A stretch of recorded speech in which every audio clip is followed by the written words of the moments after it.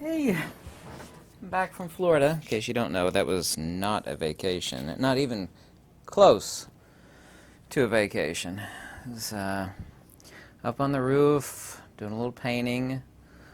It's just bottomless before you sell something. It's not my house, my parents' house, but, down there working on it. So it was a business trip, and sorry I didn't post any videos while I was down there.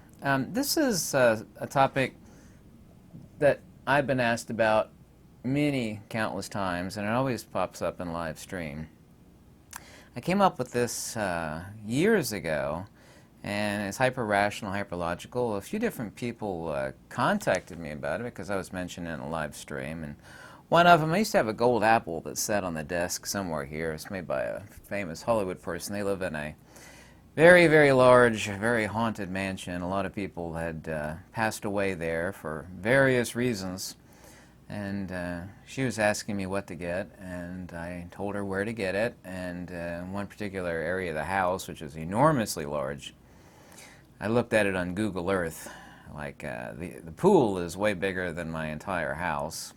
But anyway, she put it in there, and it worked, and I knew it would work. I've had a total of 3 people that have contacted me back about this working. Not many people, are subject to, serious issues with disembodied beings, but you could always, of course, insert the ubiquitous Ghostbuster joke in here. But I came up with this, and there are different types of spark gap generators. Of course, Heinrich Hertz first developed the experimental spark gap transmitter in 1887. You could read about spark gap generators and spark gap transmitters, which basically became obsolete when vacuum tubes came out for radio transmission. Current creates an oscillating magnetic field around the antenna, if you have one in the case of Heinrich Hertz's spark gap transmitter. And the voltage creates an oscillating electrical field. Of course, amperage is the magnetism as the field is, and the voltage is relative to the dielectric. Depends on the make of the spark gap generator, but transmission range is between 50 to 450 megahertz roughly. The serious issue with this is several, and they are slightly dangerous if you don't know what you're doing, especially if you have a high power one.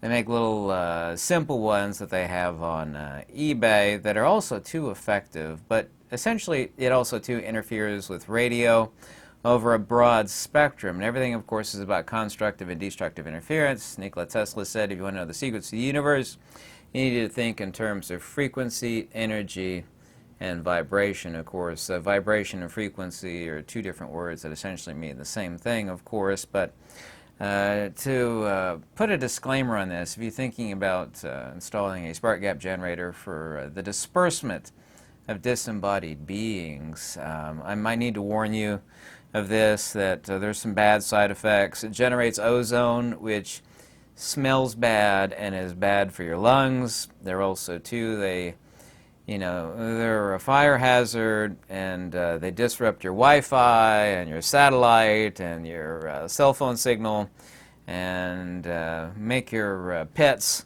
run around in circles chasing their tails, and not in a good way. And ultimately, they can't be left on all the time because they are very, very self-destructive, regardless of design. Some last longer than others, of course. So that's the disclaimer. But I'm certainly proud to be the first person ever to have discovered a device that actually does dissipate disembodied beings. Ultimately, I don't know if you're familiar with this, used to run commercials decades ago, and they still make them. They're these ultrasonic repellents for mice and rats, and they actually transmit a frequency that humans can't hear, but they actually still cause issues with humans hearing, even though we can't hear them. But they actually disperse the mice and the rats. So, and of course, everything is about constructive and destructive interference. But I have told many people about this. I was actually contacted last night by a person I know quite well, and I'm going to read to you what he wrote in an email.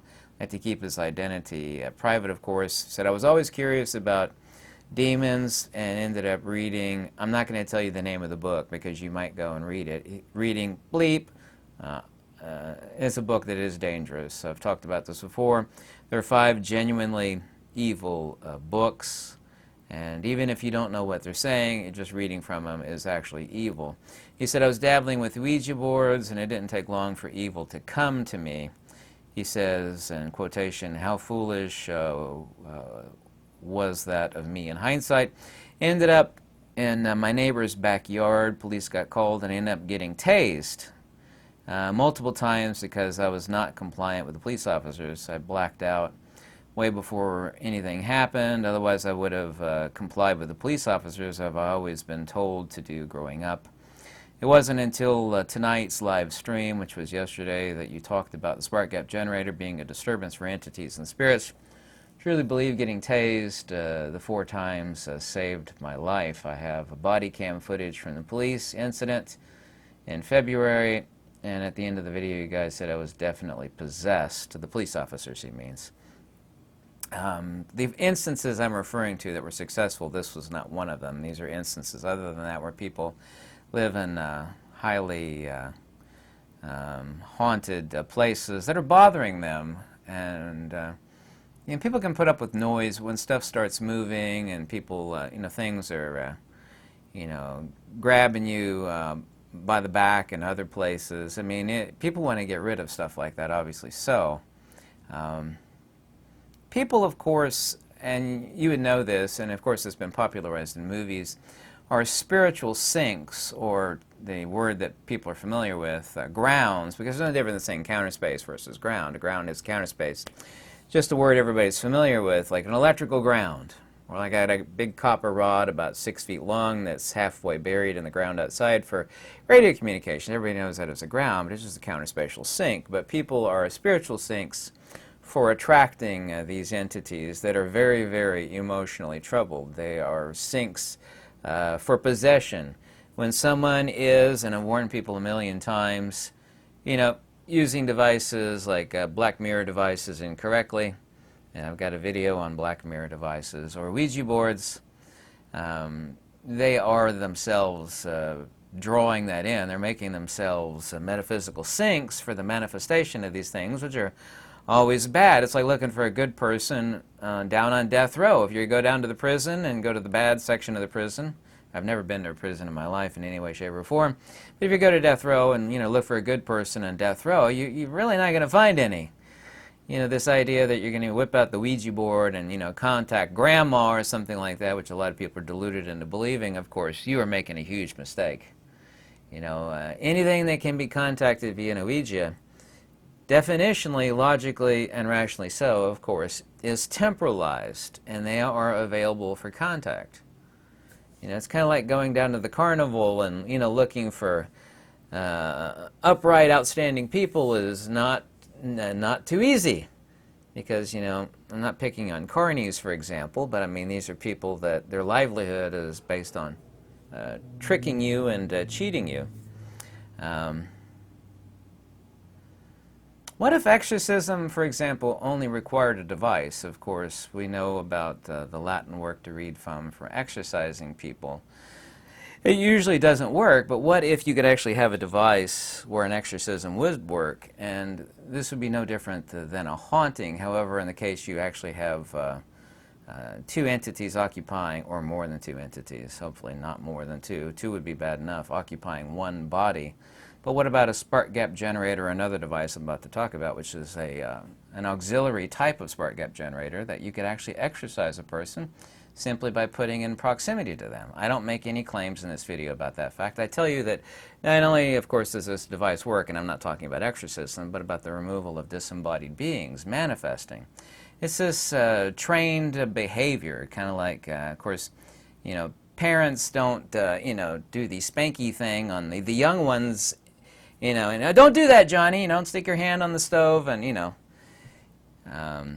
what do they call it? Negative reinforcement. You know, is you doing something bad, like, because I grew up in a different era than you did. I know that, you know, people don't do that anymore, but it is a type of, these are sentient entities. Now, these are disembodied entities, and I always take a great laugh at people that, well, I don't believe in ghosts. Like, well, what you believe in is of no consequence. You know, beliefs are the lowest form of understanding, the absolute lowest. I mean, it's lower than dirt itself. But I mean, the term ghost is euphemistic and has a lot of, you know, drama and garbage attached to it. So what about disembodied beings? Like, you don't believe in ghosts. Okay, beliefs are completely irrelevant. But we'll just say disembodied beings. Like, well, you know, I don't believe in them. You're just using another word for ghosts. It's like, well, what about the signal? If I smash the radio, do you think that the signal doesn't exist? You know, maybe a certain percentage of extremely unintelligent people think that the signal, I don't know. I don't know where people think a signal comes from. Of course, it's obviously the broadcast station. But I don't know if, you know, what level of intelligence is required for people to understand that the signal is not in the radio. You know, there's no fire inside this display, and there's no soul in the body. That, of course, is not a denial of the souls. I don't believe in souls. Like, why not? And I said, well, you know, I've known a lot of morticians that have done lots of autopsies, and they've never found any soul in the body. Well, you can take this radio apart. You're not going to find a signal in it. That, of course, is not a denial of the signal. So these people that are actually, these materialists, which is what a true atheist is, a metaphysical atheist. Metaphysical atheism, by the way, is what true atheism is. It has nothing to do with God one way or another. They say, well, I don't believe in it. It's like, well, you know, admit if you smash the radio, you haven't done anything to the signal. You know, the destruction of the body is a breakup between matter and spirit, the harmony thereof, which of course is tuned by water. Water is the analog for the antenna in the case of the manifestation of spirit. These disembodied beings exist, however, not in the conventional definition of the term exist. So you have to actually get past this atomistic materialism that unfortunately exists a lot today. That, well, we're talking about disembodied beings, and everything in the universe is constructive and destructive interference. So these disembodied beings do exist, not in the conventional atomistic view of the term exist, which means existence, means to exist phenomenally, empirically. These are subjective phenomena that do exist at the breakup between matter and spirit, and this is what we call death, because the opposite of life is not death. Death is not the opposite of life, it's the end of life. This is just no different than the radio breaking. Well, you know, that radio's gone. It's like, well, the signal is still everywhere and nowhere. You know, so these entities and the ignorance and the desires and the fears and the attachments they have are not existential. They have nothing to do with the breakup between matter and spirit, or the breakup or the end or the destruction of the radio. So these destructions, fears, and attachments, which of course are localized and temporalized, and this of course is the true definition of hell. You know, this Christian idea of hell, of course, mostly comes from Dante, Dante's Inferno, Paradiso. You know, it is not actually found in the Bible. However, I actually have no care whatsoever what is found in the Bible, one way, shape, or form or another. But this is the science and logic of metaphysics. One thing that would actually work way better than a mere spark gap generator, because it is a broad spectrum disruptor. I mean, it will disrupt your cell phone, your Wi-Fi, your satellite signal, and depending on the location, it is not approved of by the FCC, Federal Communication Commission, because it is a broad spectrum signal jammer. It is a signal jammer. But it also, too, causes interference for the manifestation of these beings. And when they actually create cold spots, then they actually do manifest, not as like these articulating arms and leg beings, but the things that interact with living people, which they hate. You know, stuff moving on the table, you know, tapping you on the shoulder, and worse. This is the materialization through the cold cathode effect, where these beings are concentrating and making manifest themselves, even though they no longer have a body. The breakup of this is the breakup of the cold cathode effect, where they're trying to condensate themselves for interference, and you know, they bother people. They can hear voices and footsteps and things moving, and on and on and on.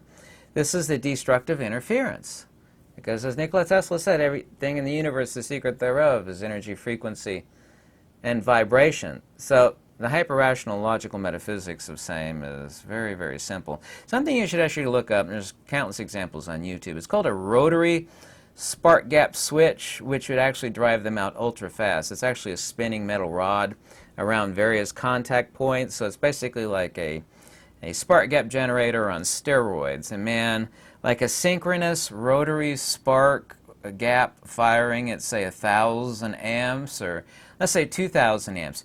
You could take the most haunted place on this earth, and trust me, I hope there's some ghost hunters out there who do this. The most haunted place on earth, super, super active. All you'd have to do is turn on a synchronous rotary spark gap generator at like 1,000 amps, or it doesn't even have to be 1,000 amps, it could be 500 amps, much less 1,000 or 2,000.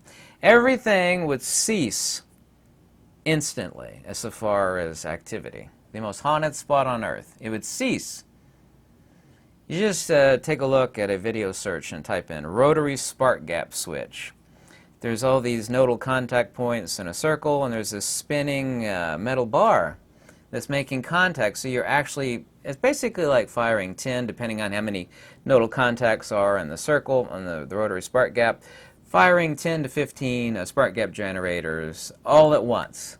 You're talking about absolute cancellation of complete destructive interference of the manifestation of any of these disembodied entities. There would be no longer, you couldn't keep it on all the time. Another thing on top of my discovery of this many years ago is that you could actually hook up and you could actually solder the connection within 20 minutes or less. If you have all the equipment laid out in front of you, 20 minutes or less to solder it up. You'd hook up an EMF detector, a meter, or a tri-field meter, with a set threshold to the spark gap generator, because these things are self-destructive. A spark gap generator, much less a synchronous rotary spark gap switch, it heats up very quickly. It's generating a lot of heat, and it's just sending out an enormous amount of disruptive interference throughout a very, very broad spectrum. You know, depending on how you set it up, you could have it set for between like 30 megahertz all the way up to 1 gigahertz of disruption. Nothing could manifest or move anything. There would be no cold spots, no whispers, none of that stuff would happen. So you could actually set up an EMF meter to trigger either the spark gap generator or the rotary spark gap switch to activate for X number of seconds.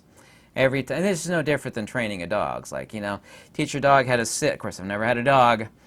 You know, this constructive interference where, constructive training, sorry about that, where, you know, every time the dog does a trick right, you know, you feed him a treat, or a negative reinforcement, positive reinforcement, negative reinforcement.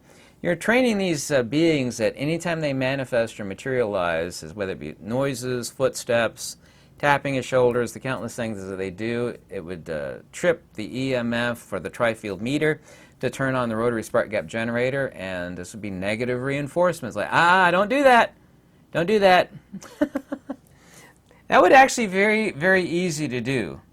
Need a little bit of wiring, a trip switch, you had an EMF meter and a spark gap generator, and it would set itself up to turn itself on for X number of seconds.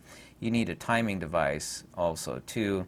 So every time it gets triggered, that stays on for 5 seconds, for example. And a 500 amp device of a rotary spark gap switch, that's enough. Once you turn these things on, like, your neighbors will be complaining, like, why don't they get their satellite TV anymore? Why is your Wi-Fi not working anymore? You know, why can't my cell phone dial out or receive any calls? So they cause a lot of interference. For that same interference, once again, you have to check into your local rules and regulations. This is frowned upon by the Federal Communications Commission.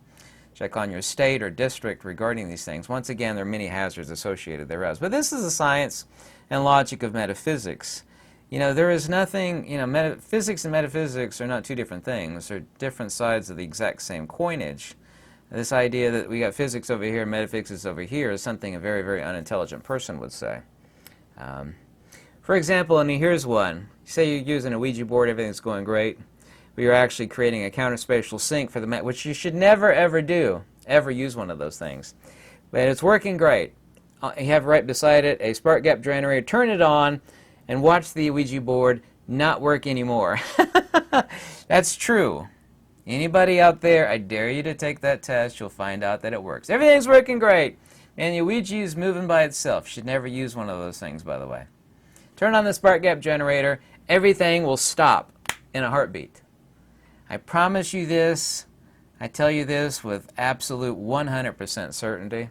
It's destructive interference between these disembodied beings in any communication or interference or intercession that they have between their disembodied state and your world and our world of forms and phenomena. The sounds, the things moving, the touches, we know where they grab you by the shoulder, so on and so forth, all of that would vanish. A Ouija board, by the way, is a metaphysical grounding node for entities and summoning. Nobody, once again, should ever use these things. They're dangerous. I just read to you a friend, a longtime watcher. He's bought a lot of leather goods off of me. He's a great guy. Lives out west here in the United States. I'm not going to mention his name, of course. Really swell guy. He's telling you what he was doing.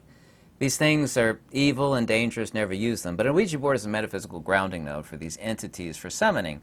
Specifically, they make themselves, when you use them, which you should never do, they become sinks for the manifestations of these beings. Just basically like putting up an antenna, like using a black mirror device. I don't know, the scrying stone, something else you should never ever use. In a Ouija board or a haunted place, of course, is sympathetic resonance. Sympathetic resonance for the manifestation of these beings. Why the heck do you think these beings are hovering around certain areas where they met, their untimely demise? Why do you think that's the case? Why do you think these places are haunted versus like a new, unless it's built on like ancient tribal burial grounds? There's a reference from Poltergeist. Why do you think they're not around like new home construction on, untouched, unhistoric lands? Why do you think that is? I mean, have you ever asked yourself these questions? People don't think in terms of this. So since in a Ouija board, for example, and there are many different things, including black mirror devices and scrying devices, or as a ground or what we would call a counterspatial sink, what then, of course, is its opposite? Well, the opposite would be a dielectric reflector or an electrostatic Faraday. These spark gap generators are in the case of the synchronous rotary spark gap switch firing. These are basically, I hate to make a science fiction reference, they're basically like a field-based force field. Of course, we have Star Trek, Star Wars, raise the shields. All of that stuff is science fiction or science garbage, but about grounding sheets. Everybody, I think, knows about grounding sheets, and everybody knows what a Faraday cage is, basically a copper cage. Doesn't have to be copper. That actually reflects, them scanning your credit cards and whatnot. What we're talking about in the case of turning on the spark gap generator, we're talking about an electrostatic Faraday. Depending on the amperage, the more power, more better. However, more power, they heat up super fast. Once again, they're fire hazards. They're dangerous in more ways than one, not to mention the fact they produce very stinky, nasty ozone, which is not good to breathe. It's not good for human beings to breathe in ozone. But they're dielectric reflectors, so these evil devices I tell people not to use, very seriously so. These are counterspatial sinks for the manifestation. As the old saying goes, when you look into the shadow deeply, the shadow looks into you deeply. These are things not to be used. These are counterspatial sinks. Well, everything has an opposite in nature. Not really an opposite, not really a negative, but that's a matter for another discussion. Well, its opposite is a dielectric reflector, or an electrostatic Faraday. And that's what a spark gap generator is, essentially on steroids, especially if you up the amperage. You should look up a rotary spark gap switch. Just type in on a YouTube search, rotary spark gap switch. You'll know immediately what I'm talking about when you actually see one. There's a lot of impressive ones out there of high amperage.